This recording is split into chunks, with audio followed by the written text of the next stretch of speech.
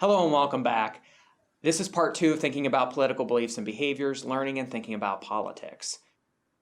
We've already covered how we become socialized or learn about politics from 2 particular sources. First, family, in terms of thinking about how hierarchies in our families growing up or in households that we were raised in, as well as our religious or non-religious affiliation also influences how we think and affiliate with the political process. These are long-term forces. These are forces that are with us from a very early age in our lives. I want to turn next, though, to another set of forces that are also equally long-term, but also ones in which we don't have a lot of choice in the matter.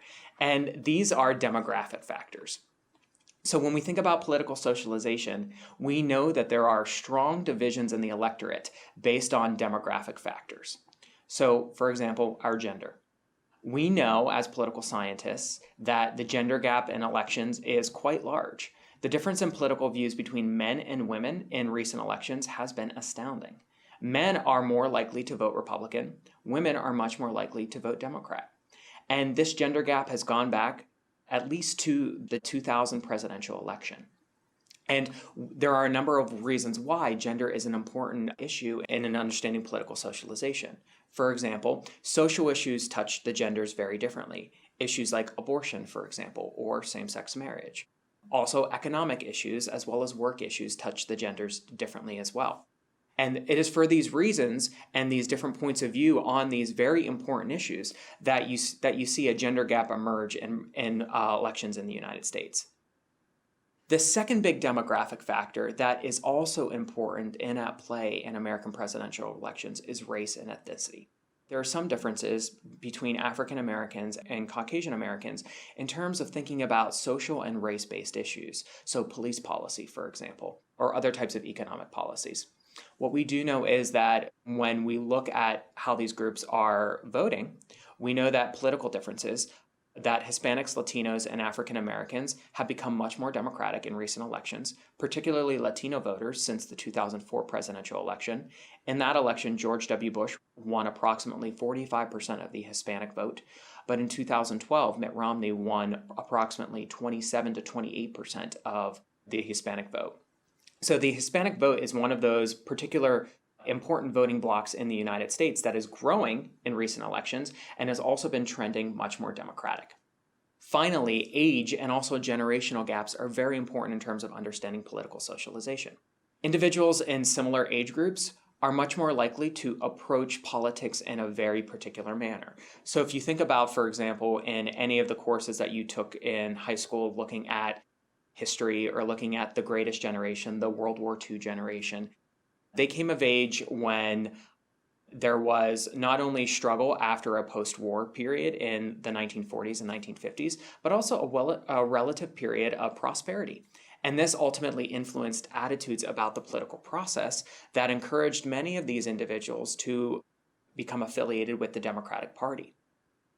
When we look at breakdowns by particular age and generation, I've included a link here looking at how millennials, so those that are born between 1980 and approximately 2000, and how the millennials have been shaped by the September 11, 2001 terrorist attacks and have become their own generation in and of themselves.